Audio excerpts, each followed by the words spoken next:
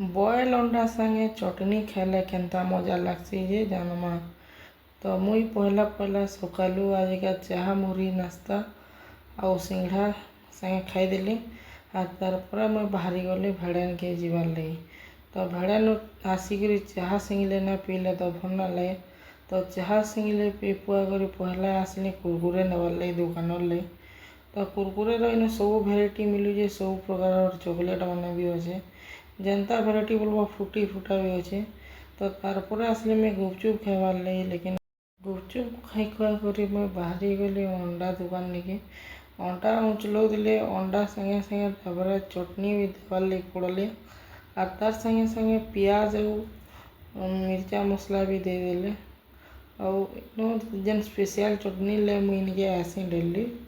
और तुम्हें भी जब खाब बोले भेड़ार राइट साइड रे अच्छे विजिट करबो।